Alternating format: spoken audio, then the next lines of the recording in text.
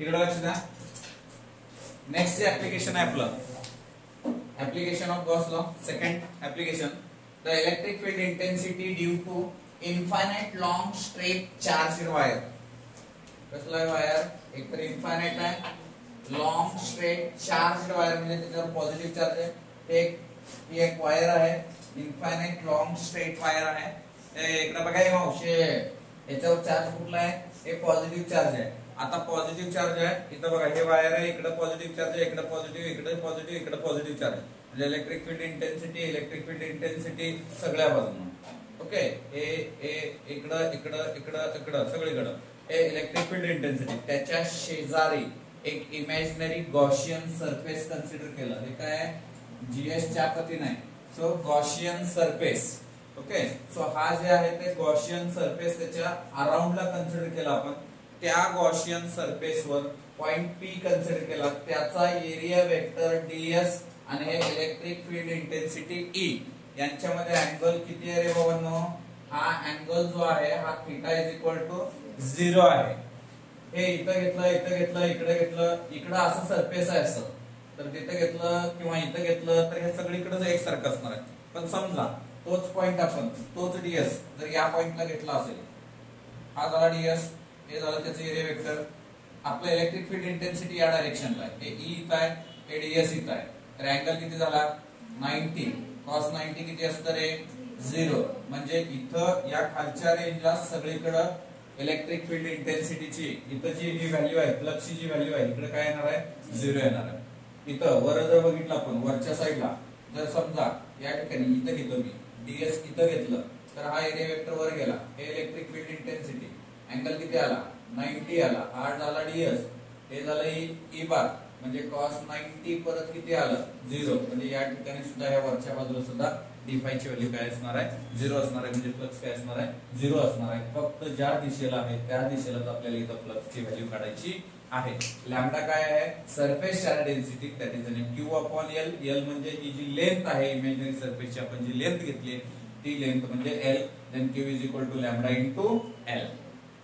मग आपल्याला माहिती आहे हे पाठीमागचं डेरिव्हेशन आणि हे डेरिव्हेशन कुठं बदल केलंय मी? बाकीचं सगळं डेटा ऍज इट इज ठेवलंय. तुम्हाला फक्त पाठांतरासाठी सुद्धा किंवा अंडरस्टँडिंग साठी सुद्धा सिंपल जावं म्हणून मी वेगळा पेन वापरायला सांगितलं. जिथं फरक आहे पाठीमागच्या डेरिव्हेशन मध्ये आणि या डेरिव्हेशन जिथं फरक आहे तेवढाच तिथं वेगळा पेन युज करायचा आपल्याला. आता इथं बघा, इथं वापरलं we know the Gauss law, phi is equal to Q upon epsilon 0, equation 1. पाठीमागे तेच घेतलंय आपण.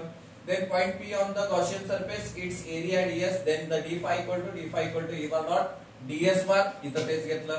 d phi बरोबर e ds cos theta. cos theta ची व्हॅल्यू 0 आहे. then cos 0 किती आलं? 1. याची व्हॅल्यू 1 ठेवलो. d phi बरोबर e ds. आपण फक्त इथल्याच व्हॅल्यूचे घेणार. ओके, ह्याच व्हॅल्यूचा आपण म्हणजे हे व्हर्टिकल आणि असं सर्क्युलर विचारात घेऊ. याच्या खाली 0 असणार आहे, याच्या वर 0 असणार आहे. का 0 मी इथं काढून दिले म्हणून ते आपण कन्सिडर मध्ये इथं घेतलेलं नाही. Now the total flux on the Gaussian surface then phi बरोबर integral close integral part d phi. So E ds, E बाहेर काढलं, इंटिग्रेशन ऑफ डीएस. डीएस ची जी व्हॅल्यू आहे सगळं सेम आहे, काही फरक नाही पाठीमागाने याच्यामध्ये. ओके, सो देन काय केलं? डीएस काय? 2 पाय आर एल. एरिया काय आहे? हे असं एक कम्प्लीट सर्कल आहे तर ते 2 पाय आर. आणि ही हाईट जी आहे, ही जी लेंथ आहे, ही लेंथ किती आहे? टोपी ही लेंथ किती आहे? एल. तर हे झालं किती? 2 पाय आर एल. इथंच फरक आहे म्हणून स्टार करून दिलं होतं, मगाशी सुद्धा स्टार करून दिलं होतं. इथं आपण वापरलं होतं 4 पाय आर स्क्वेअर. आता काय वापरले आपण? 2 पाय आर एल वापरले. ओके, सो ती व्हॅल्यू आपण इथंच लिहिली परत. 2 पाय आर एल म्हणजे Q upon epsilon 0, Q upon epsilon 0 परत 2 पाय आर एल एप्सिलॉन 0. थोडं छान दिसावं म्हणून परत काय केलं आपण? Q upon 2 pi epsilon 0 R L.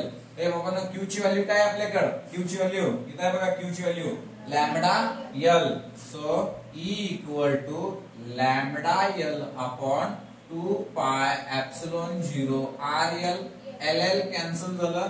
E equal to lambda upon 2 pi epsilon 0 R. Okay, ही जी व्हॅल्यू आली ही इलेक्ट्रिक फील्ड इंटेन्सिटी कुठं? इनफायनाइट लॉंग वायर केले, that is a charged wire. But CET मध्ये किंवा थेरीच्या प्रॉब्लेम सॉल्व्हिंग ओके काही गोष्टी लक्षात ठेवाव्या लागतील आणि त्याला त्याच पद्धतीने लिहावं लागेल. जर प्रॉब्लेम सॉल्व्हिंग साठी मी काय करतो E इक्वल टू याला 2 ने डिवाइड मल्टिप्लाय करतो. काय केलं 2 ने डिवाइड मल्टिप्लाय केलं 2 लॅम्बडा अपॉन 4 पाय एप्सिलॉन 0 इंटू r म्हणजे मी याला असं लिहू शकतो 1 अपॉन 4 पाय epsilon 0 into 2 lambda upon r. हे असं का केलं रे कारण बाबानो 1 अपॉन 4 पाय एप्सिलॉन 0 ची व्हॅल्यू असते 9 इंटू 10⁹ म्हणजे कॅल्क्युलेशन करायला आपल्याला सोपं जाईल म्हणून हे आपल्याला हा फॉर्म्युला लक्षात ठेवायचा 2 ने डिवाइड मल्टिप्लाय करून हा फॉर्म्युला प्रॉब्लेम साठी यूज करायचा. तर डेरिव्हेशन इथं संपलंय का हो संपलंय. इथं पुढे लिहिलं तर काही फरक पडत नाही. ओके सो हे इथं झालं हे तुमचं कोणाचं झालं हे derivation complete infinite long charge.